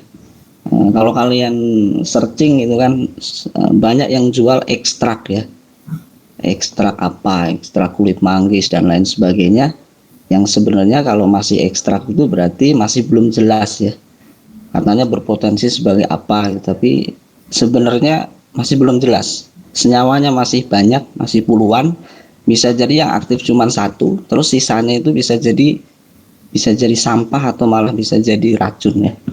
Jadi salah satu topik di bidang kimia organik adalah isolasi. Untuk yang sudah atau yang sedang dilakukan ya, bimbingan kami, saya dan Ibu Ciptati adalah beberapa isolasi tumbuhan rimpang. Ada rimpang temu kunci, kemudian ada rimpang temu hitam, terus kemudian batang tumbuhan brotowali, kemudian di sini rimpang jahe merah, dan yang terakhir isolasi dari daun kelor ya, dan uji bioaktivitasnya sebagai anti diabetes ya. Ini yang sedang dilakukan. Terus kemudian untuk topik yang kedua ya, sintesis senyawa organik. Ini adalah topik yang sedang dilakukan juga, yang saya tampilkan. Jadi sintesis turunan kumarin dengan berbagai variasi ya. Jadi idenya adalah berbagai variasi pelarut, misalnya metanol atau apapun itu. Nanti kita lihat yieldnya atau produknya itu seberapa ya kalau kita bandingkan. Terus kemudian ada juga variasi katalis ya, misalnya katalis asam luis ataupun asam sulfat dan seterusnya itu. Kemudian ada variasi suhu dan juga variasi waktu ya. Yang sedang dilakukan itu menggunakan variasi katalis AlCl3 dan FeCl3. Nah, rencananya juga akan diuji bioaktivitas sebagai di situ ada antioksidan dan juga ada anti diabetes ya. Oke, saya lupa. Saya ingat 18 ada praktikum luring ya waktu itu, sintesis ya. Sintesis apa ya waktu itu? Esterifikasi saya ingat saya. Ya mirip seperti itulah ya, gambarannya seperti itu.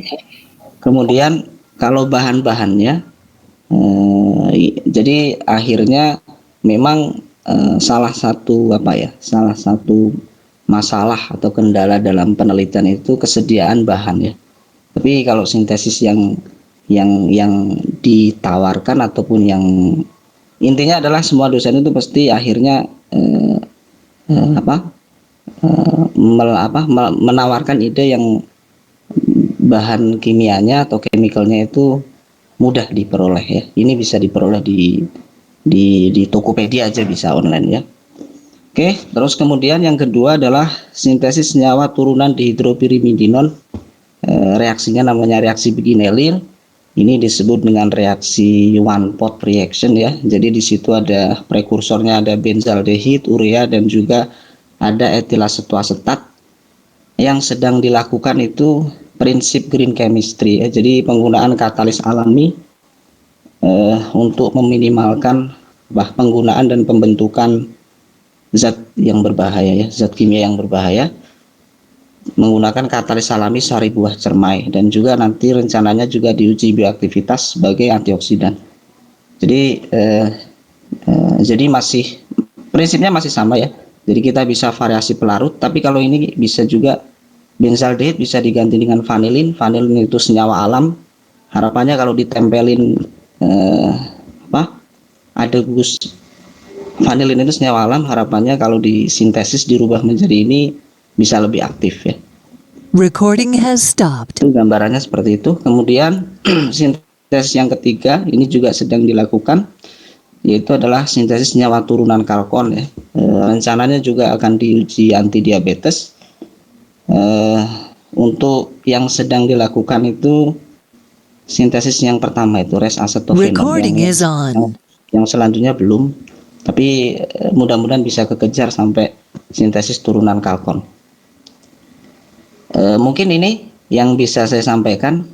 Jadi lebih ke cerita yang sedang dilakukan kakak tingkat kalian ya. Saya kembalikan ke Pak Putu. Silakan Pak Putu. Oke, terima kasih Pak Arif. Cukup menarik Pak topiknya tentang sintesis, dan mungkin adik-adik yang tertarik dengan topik sintesis bisa join dengan Pak Arif ya. Nah, ini mungkin ada pertanyaan-pertanyaan terkait dengan sintesis, silahkan bisa disampaikan kepada Pak Arif. Ini ada Philogit, saya nggak tahu ini siapa yang mengacung tangan, mungkin bisa langsung open mic ya, sebut namanya.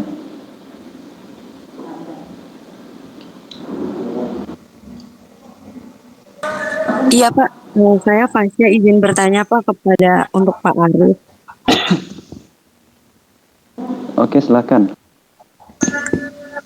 Jadi itu kalau yang sintesis untuk anti diabetes itu sampai terbentuk produk seperti obat gitu atau gimana ya Pak? Terima kasih Pak. Ya oke ya. Jadi anti diabetesnya itu tidak dilakukan di sini ya. Jadi mengirim sampel. Jadi anti diabetesnya itu yang dipilih adalah inhibisi alfa glukosidase. Jadi kalau misalnya sampai terbentuk obat masih belum ya. Jadi sebutannya itu berpotensi ya. Jadi untuk kimia ya, untuk ilmu kimia sendiri itu biasanya memang akhirnya masih butuh banyak tahap ya. Nanti melibatkan farmasi dan seterusnya. Kalau untuk akhirnya jadi obat kan, yang bisa tahu dosis kan mereka orang-orang farmasi dan seterusnya. Yang jelas gambarannya masih ini studinya ya, studi istilahnya apa ya, studi mungkin kalau di dalam sel itu namanya studi in vitro ya. Jadi masih sebutannya masih berpotensi gitu. Senyawa ini berpotensi enggak gitu. Itu Fasya. Bisa Intinya, saya nanti bisa ya, silakan Ibu Cip ya. Ya, jadi apa yang disampaikan Pak Arif tadi betul bahwa ini kajian kan ya, mengkaji apakah ada potensi untuk anti diabetes. Nah, pada dasarnya kalau kita lihat obat itu kan ada yang kita sebut obat tradisional yang diperoleh dari ekstrak tuh ya. Ekstrak tuh bisa dengan cara merebus ya atau merendam dan cara yang lainnya. Nah, itu baru kita dapatkan ekstrak yang mempunyai khasiat itu ya dalam penggunaan obat tradisional itu yang sangat sederhana tadi, di mana ekstrak tadi adalah suatu campuran. Nah, campuran itu kan ada berbagai macam senyawa golongan maupun sifat dari masing-masing senyawa begitu ya. Nah, kemudian ada obat yang dinamakan obat herbal terstandar. Nah, untuk obat herbal terstandar itu sudah diketahui kandungannya apa saja, dan itu juga masih merupakan satu obat yang berasal dari tumbuhan yang itu belum sampai pada senyawa-senyawa tunggal gitu ya, tapi masih suatu campuran namun sudah diketahui komposisinya seperti apa begitu, sehingga dapat digunakan dengan lebih nyaman begitu, lebih nyaman dalam artian lebih ada standarnya, ini tidak berlebih kadar dari bahan-bahan yang aktifnya begitu ya. Lalu yang obat yang tadi misalnya satu senyawa itu kita temukan kemudian atau juga kita sintesis kemudian ternyata dia berpotensi sebagai antidiabetik. Untuk selanjutnya karena ada potensi ini sampai kepada obat, jadi nanti dia akan menjadi ya mungkin untuk senyawa tunggalnya kita bisa katakan jadi fine chemicals, jadi senyawa-senyawa murni yang kita punya. Nah kemudian untuk sampai kepada obat tentu saja nantinya senyawa itu kan biasanya tidak murni yang dijadikan obat, itu akan ditambahi senyawa-senyawa lain gitu ya, sehingga nanti dalam fabrikasinya itu kita tahu komposisinya itu diantaranya adalah apa yang tadi sudah kita dapatkan berpotensi sebagai antidiabetes misalnya, tapi harus ditambah tambah apa lagi. Nah itu resepnya, artinya itu formulasi obat itu akan dilakukan oleh farmasi. Dan kalau nanti sampai pada skala produk, maksud saya skala industri, maka itu masuk ke pabrik dan pabrik punya resep tersendiri untuk skala besar. Nah itu nantinya akan dituliskan pada label keterangan obat tersebut ya, atau pada leaflet leaflet yang tersedia mendampingi obat tersebut. Nah ini yang perlu kita ketahui. Jadi kita tidak perlu khawatir sampai kemana-kemananya. Bagian kita adalah melakukan reaksi-reaksi kimianya, kemudian melakukan pemurnian dan melakukan identifikasi. Sampai di situ itu sudah satu keberhasilan tersendiri begitu ya, satu capaian tersendiri begitu.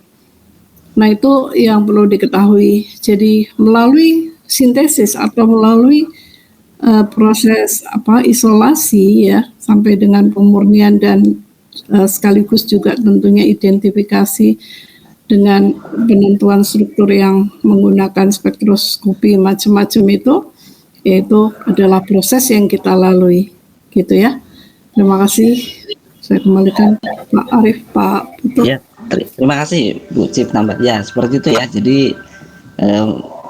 masih targetnya nggak obat lah kalau orang kimia ya. Jadi zat aktif, senyawa aktif yang akhirnya nanti bisa dimanfaatkan sebagai obat ya.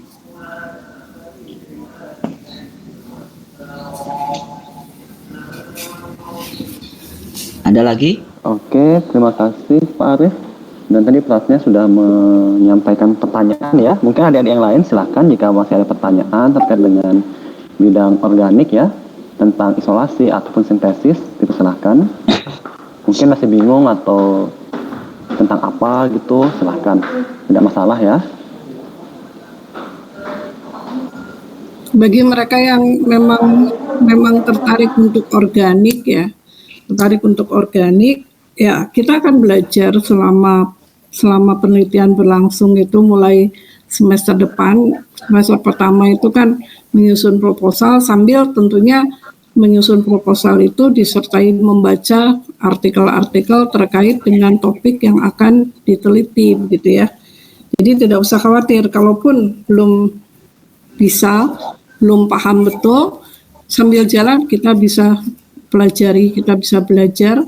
Dan kemudian juga untuk di laboratorium itu kita selama ini fasilitas yang ada masih mampu untuk mendukung penelitian yang dilakukan oleh para mahasiswa. Nah, yang judul-judulnya sudah tertera di slide Pak Arief, itu yang sudah berjalan.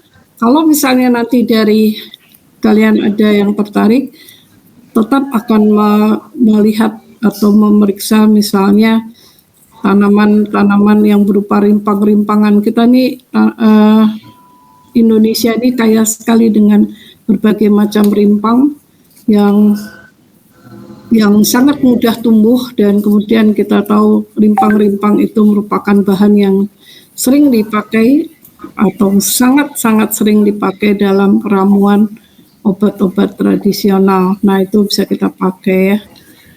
Kalau ada tanaman yang lain jenisnya selain rimpang, ada yang lain yang seperti misalnya ada nama tanaman itu tali kuning. Nah, tali kuning itu apa? Kemudian di situ akan ada senyawa alkaloid ya. Alkaloidnya itu berberin yang utama dan kemudian yang lain-lain itu juga ada.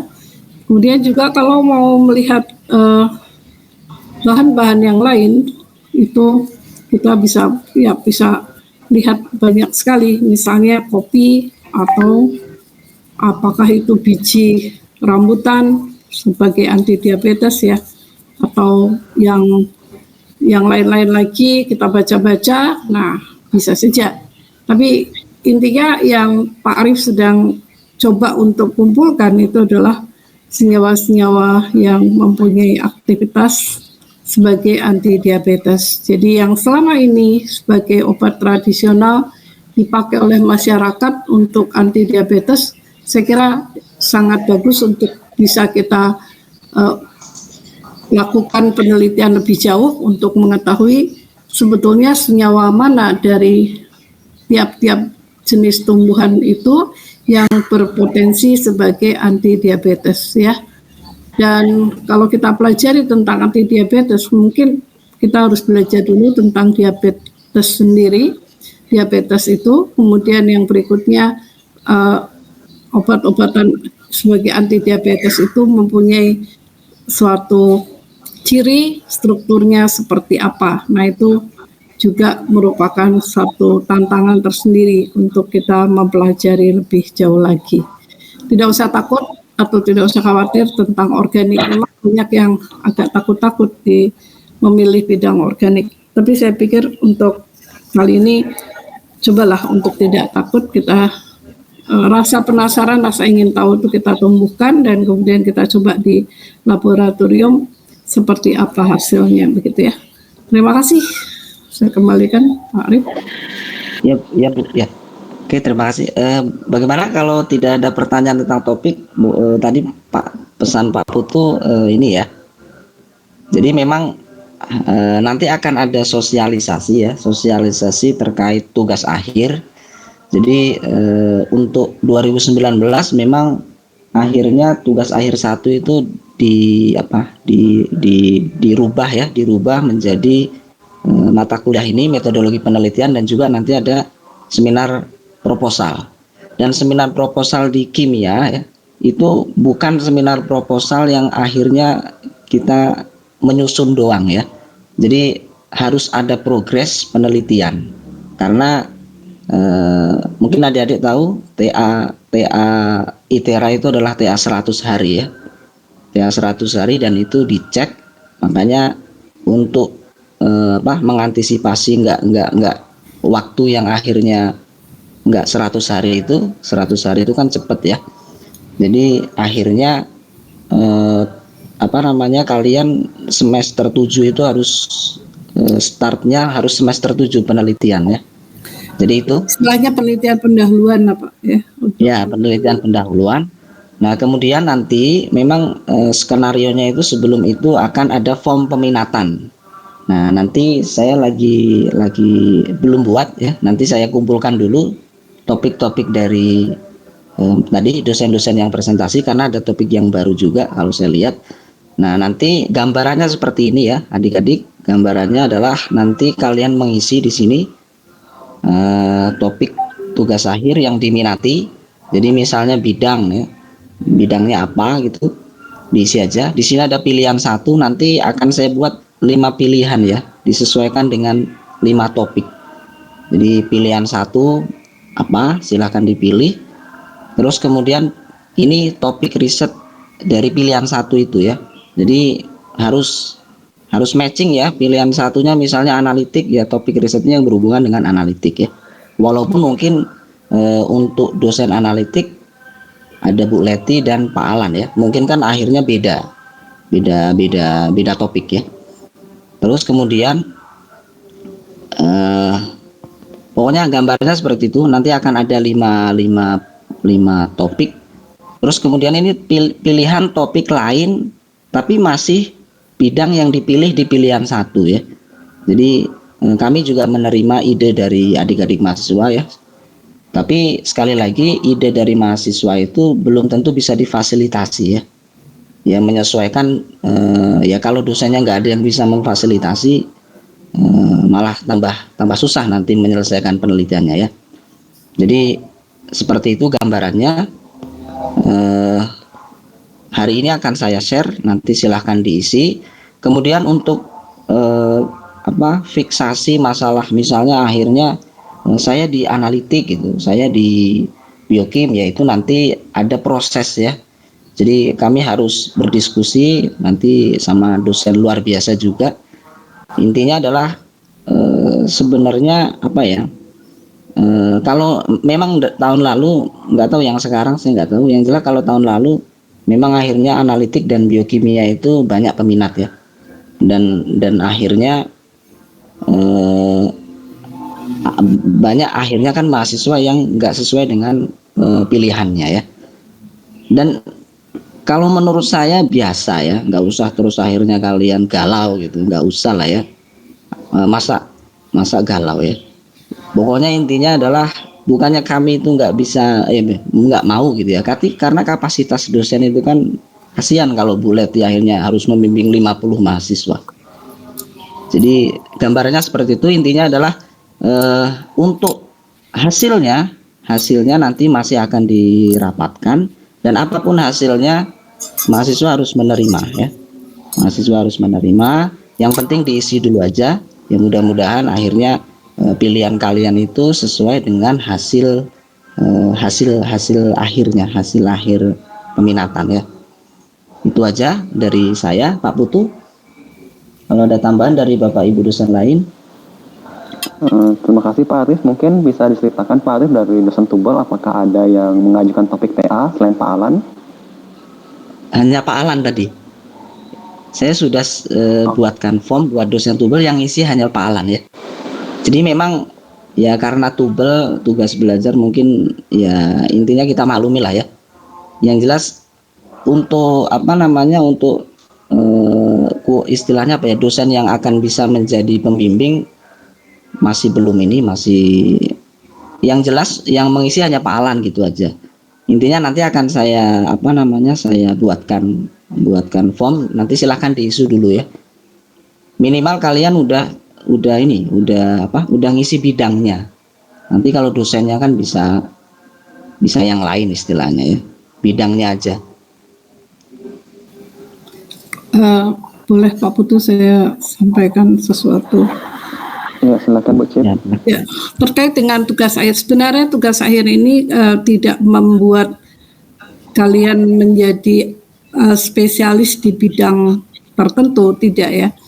Karena tugas akhir ini sebetulnya kan satu mata kuliah yang membuat saudara terbiasa untuk melakukan itu penelitian begitu ya. Jadi punya pengalaman untuk itu, mulai dari merancang ya, kemudian membuat proposal, melaksanakan dan membuat laporannya dalam bentuk skripsi begitu ya. Jadi bidang yang nanti akan ditekuni di dalam tugas akhir ini tidak berarti membuat saudara itu spesialis di bidang tersebut gitu ya. Karena itu dimanapun nanti Anda ditempatkan, yang penting sekarang punya minat dulu, kemudian mudah-mudahan nanti bisa tersebar merata minatnya. Lalu kalaupun ada yang ternyata mendapatkan pilihan kedua, ya ambillah pilihan kedua tadi dengan senang hati. Lalu kalau masih banyak hal yang ingin diketahui atau belum diketahui, silakan lakukan diskusi, tidak jadi masalah gitu ya. Jadi itu juga membuka kemungkinan kalian untuk berkreasi, mendapat tantangan yang lain begitu ya, tantangan yang baru. Kemudian apa yang bisa saudara kerjakan untuk bisa memenuhi katakanlah kewajiban sebagai pelaksana tugas akhir di bidang yang Anda dapatkan gitu ya. Jadi sekali lagi saya dalam kuliah ini memutarkan beberapa film yang memotivasi saudara untuk menjadi kreatif. Kreatif itu biasanya ditantang oleh sesuatu yang kita tidak suka tapi mau tidak mau harus kita hadapi, harus kita selesaikan, misalnya seperti itu. Atau kreatif itu muncul kreativitas kita ketika kita melihat ada sesuatu yang menarik perhatian karena sesuatu tadi adalah masalah besar yang harus ada yang ngurusi gitu. Nah, yang ngurusi itu siapa diantaranya kita ini mempunyai kesempatan untuk memecahkan masalah besar tadi.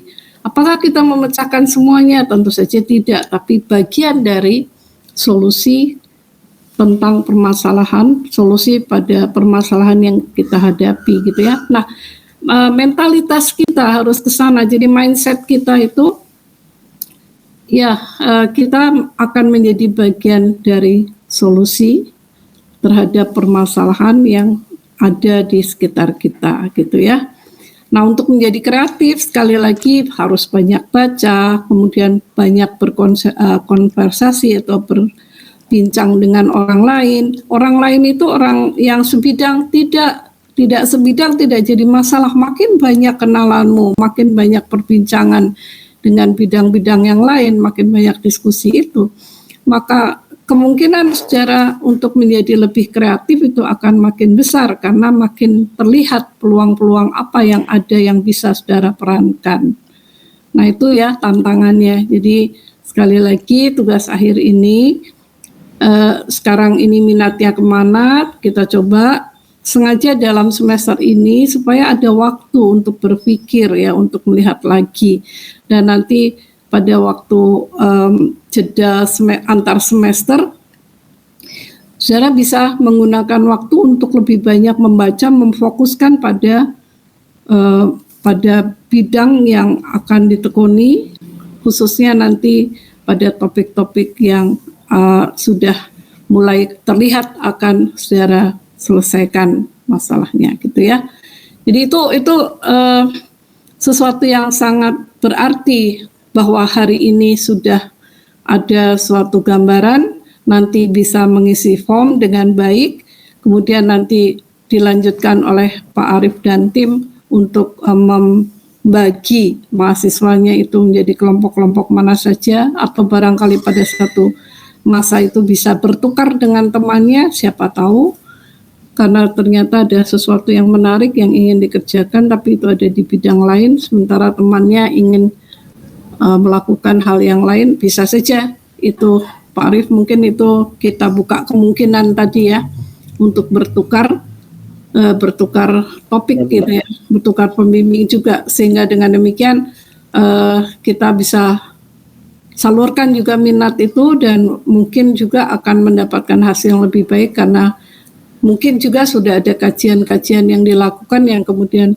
ternyata sangat menarik perhatian begitu ya. Kemudian pada semester yang akan datang itu tadi dikatakan oleh Pak Arief, penelitian itu sudah harus dimulai. Nah, untuk itu maka pada bulan-bulan pertama itu harus sudah topiknya jelas.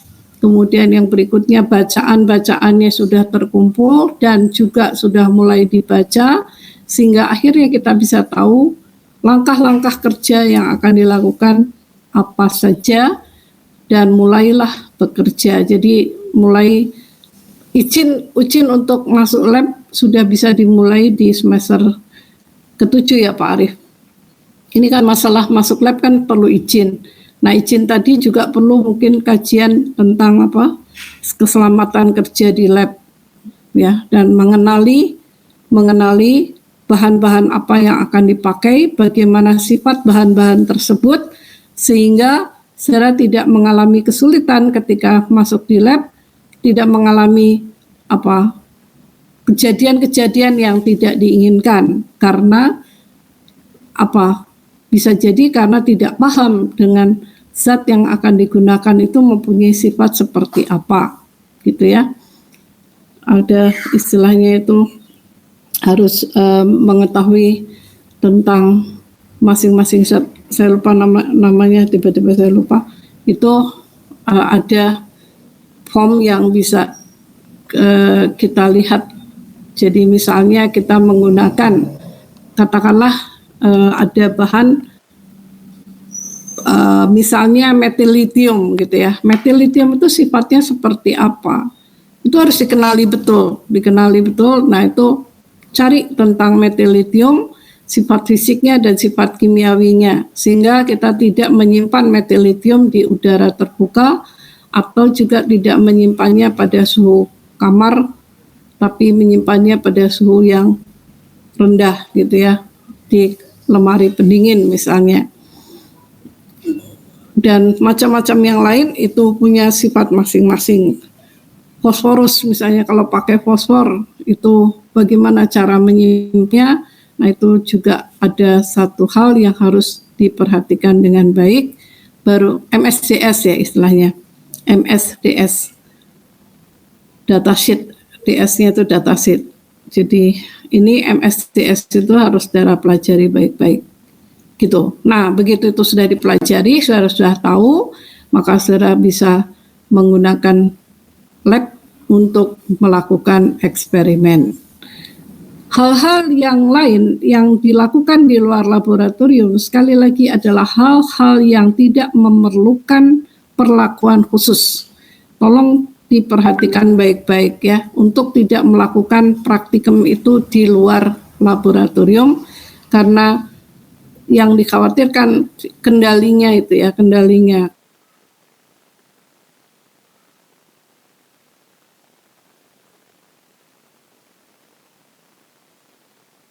Bukan di luar laboratorium. Jadi harapannya sekali lagi kita sudah menyiapkan diri semua, dan dengan diskusi bersama pembimbing dan tim penelitian di bidang harapannya saudara sudah paham akan apa yang akan dilakukan. Dengan demikian masuk lab, satu sama lain bisa bekerja sama untuk saling menjaga, untuk saling mengawasi, sehingga ketika berada di laboratorium itu kita tidak main-main, dan kita tahu kalau terjadi sesuatu apa yang harus kita lakukan ya. Itu saya kira pesan penting dari saya untuk menyiapkan diri menghadapi tugas akhir. Bukan sesuatu yang menakutkan, tapi tugas akhir itu adalah sesuatu yang menarik karena kita penasaran ya, kita ingin tahu lebih jauh. Jadi curiosity Anda itu hendaknya terus diasah begitu, terus ditingkatkan, makin penasaran itu makin bagus. Bukan hanya penasaran ya, tapi kemudian mencari jawaban dari rasa ingin tahu yang saudara punya. Perbesarlah rasa ingin tahu, perbanyaklah rasa ingin tahu itu sehingga saudara menjadi tertarik untuk melakukan penelitian guna menjawab pertanyaan-pertanyaan yang muncul di benak saudara dan saudara tuliskan di atas kertas ya. Trik-trik untuk sekali lagi untuk aktif di dalam proses penelitian ini tentunya selain tadi membaca, juga mengenali alat-alat yang akan digunakan, kemudian melatih keterampilannya sambil bekerja, sambil kita juga kalau baru menghadapi alat-alat itu, baru menghadapi katakanlah melakukan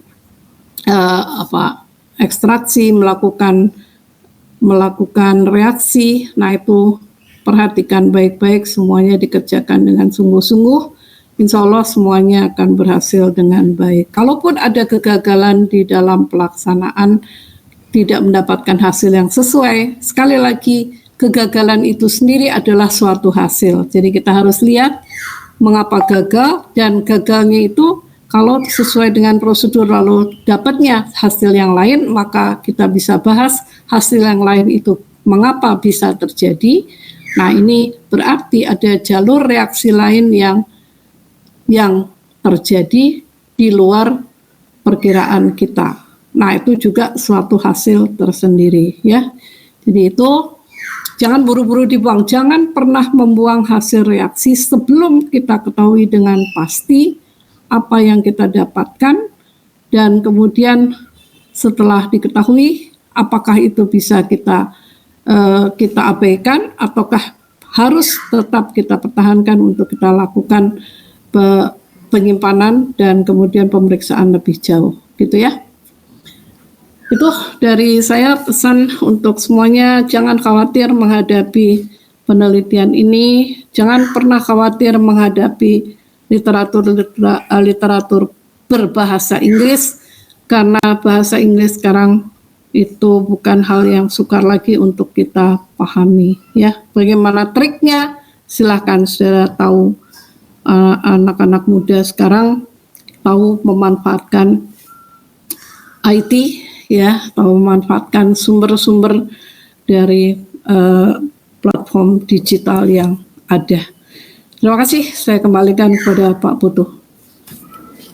Ya, terima kasih Bu Cip atas masukan dan arahannya. Jadi untuk adik-adik, ketika nanti sudah mengisi form TA dan sudah diumumkan hasilnya oleh Pak Arif ya, itu adik-adik dalam tugas mata kuliah metropol kan ada buat proposal ya, adik-adik bisa diskusi langsung dengan dosen terkait, dan itu tidak masalah jika adik-adik nanti topiknya itu memang sudah fix banget dan itu mau dilanjutkan sebagai TA, itu bagus. Tapi kalau misalkan adik-adik di tengah jalan merasa, wah ini saya masih nggak cocok sama topiknya, saya mau ganti topik, ya silahkan diskusi lagi dengan dosen tersebut apakah bisa ganti topik, dan kira-kira apa yang adik-adik sukai disampaikan saja dengan dosen itu. Jadi adik-adik bisa segera tahu, oh saya minatnya ke sini, dan adik-adik nggak terlalu lama membuang waktu untuk mencari ide. Jadi dari sekarang silahkan adik-adik sudah merencanakan apa sih yang adik-adik mau kerjakan, seperti itu.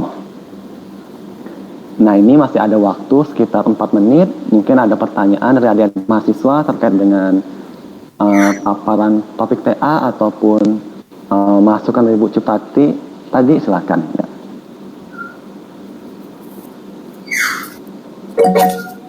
Oke, Mulyadi silahkan. Maaf Pak, tadi saya sempat lost connection Pak. Itu untuk formnya kapan ya Pak akan diberikan? Untuk form paling cepat nanti siang ya. Pak Arif masih menanyakannya. Ya, Pak Arif masih banyak melengkapi informasinya. Tapi hari ini, yang jelas hari ini nanti bisa di-share, bisa diisi. Ya, saya kira hari ini itu akan dilakukan oleh Pak Arif untuk sharing Google Form. Ada lagi selain Mulyadi? Ya, Mufid. Izin bertanya Bu Pak, untuk form itu berarti kita mengisinya satu bidang dan satu topik ya Pak? Tidak bisa satu bidang terus 2 topik gitu Pak? Nah, Pak Arif. Silakan Pak Arif. Ya, satu bidang satu topik. Tapi kan nanti ya satu bidang satu topik aja. Jadi pilihan pertama dengan kedua itu jangan akhirnya yang pertama analitik, pilihan kedua juga analitik, enggak ya. Soalnya ada yang ngisi gitu ya. Jadi kalau misalnya nanti ada keterangannya, yang jelas pilihan pertama analitik, pilihan kedua selain bidang di pilihan pertama. Masalah gitu. Nanti topik-topik itu kan bisa dikembangkan lebih lanjut ya, bisa dikembangkan lebih lanjut. Ya, tapi yang mungkin untuk pertama kali ini dicantumkan atau disampaikan adalah topik yang paling diminati lah. Mungkin itu bisa jadi pegangan. Ini filenya tadi di-share kan Bu Cip ya sama Pak Putu ya? File yang tadi ya, yang dari tiap ini kan, yang dari tiap-tiap dosen, yang lalu juga sudah di-share ya Pak? Sudah Ibu, saya unggah di depan Ibu. Diunggah di situ. Saya sudah lihat itu. Nah, untuk yang hari ini tentu akan di-share juga. Ya, nanti mahasiswa kan bisa melihat tadi kan, misalnya ini istilahnya intinya adalah milih topik itu setelah melihat melihat semua topik yang ditawarkan tadi. Jadi mempertimbangkan presentasi yang dilakukan oleh dosen-dosen tadi. Yang jelas catatannya adalah kalau pilihan pertama analitik, pilihan kedua harus selain analitik dan seterusnya. Makanya akhirnya 5 pilihan 1 sampai pilihan 5 itu bidangnya beda-beda berarti. Karena kalau nggak gitu nanti bingung ya. bingung baginya, malah nggak kebagian bidang nanti. Jadi kalau pilihan 1 analitik, pilihan 2 bioki, misal pilihan ketiga fisik, misal 4 organik gitu ya. Gambarannya gitu. Jadi jangan pokoknya jangan ada yang sama. Sebenarnya udah saya tulis sih. Oke, jadi akhirnya kalian nggak terplotkan. Bisa dipahami kira-kira ya? Bisa Pak. Terima kasih Pak Bu. Oke, terima kasih. Tadi ada Mulyadi, ini masih yang tadi atau ada mau menanyakan hal baru Mulyadi?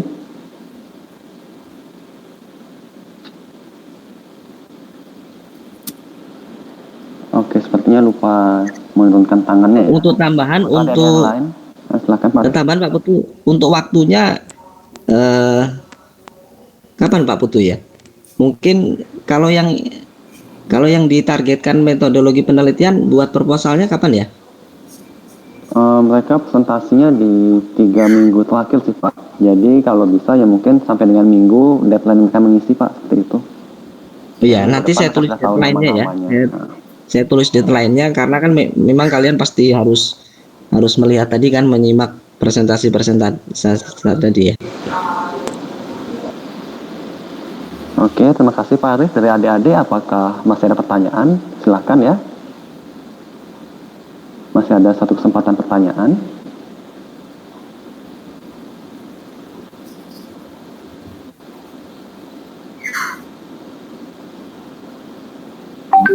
Oke, sepertinya tidak ada pertanyaan lagi ya Bu Cip.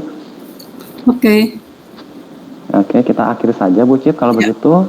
Kalau nanti ada pertanyaan lanjutan bisa di dalam kuliah-kuliah berikutnya.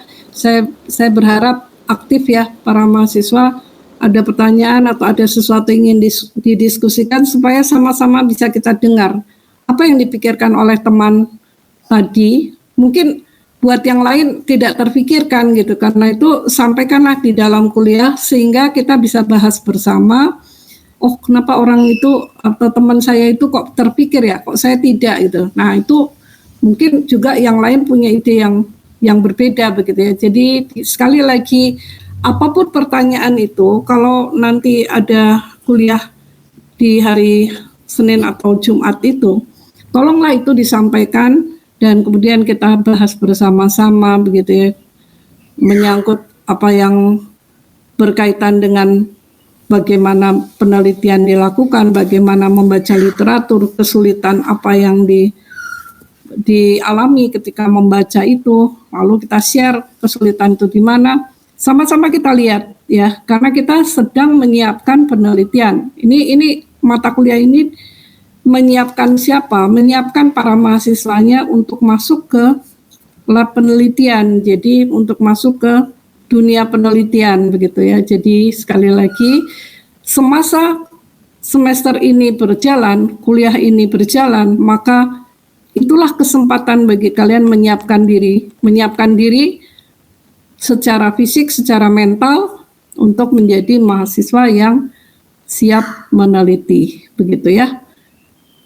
Itu jangan lupa targetnya itu adalah menyiapkan diri untuk sampai ke sana, sehingga semester depan itu udah saya siap gitu, saya siap, percaya diri untuk bisa masuk ke dunia penelitian, diawali dengan melaksanakan pembuatan proposal dengan baik, menyampaikan proposal itu, seminar hasil dari penelitian pertama dan seterusnya. Ya, itu Pak yang saya perlu sampaikan. Terima kasih. Ya, terima kasih Bu Cip atas saran dan masukannya. Jadi untuk pertemuan kali ini rekan-rekan dosen sudah menyampaikan ya topik-topik TA-nya apa saja. Kami harapkan adik-adik bisa kembali membuka file presentasi yang sudah saya unggah di Drive ya, agar adik-adik bisa menyimak lagi apa sih topik TA yang tadi, bidang A, bidang B ya. Silakan direnungkan, nanti akan diinformasikan oleh Pak Arif kapan mulai mengisi dan sampai kapan mengisinya ya, sehingga adik-adik masih ada waktu untuk berpikir ya, mau dimanfaatkan waktu tersebut dengan bijak ya, agar nanti tidak kecewa jika misalkan terlempar ke bidang-bidang yang mungkin tidak sesuai, tapi ya walaupun mendapatkan bidang yang mungkin tidak adik-adik inginkan, Ya, ini kan namanya kimia ya, adik-adik wajib menguasai 5 bidang itu, tidak cuma satu bidang tertentu. Seperti itu. Jadi untuk pertemuan kali ini saya ucapkan kepada Ibu Ciptati dan juga rekan-rekan dosen ya, ada Pak Arif, Bu Demi, Pak Alan, dan yang lainnya sudah berkenan hadir dalam perkuliahan kali ini. Saya tutup perkuliahan kali ini, saya ucapkan terima kasih dan selamat siang. Selamat siang. Assalamualaikum warahmatullahi wabarakatuh.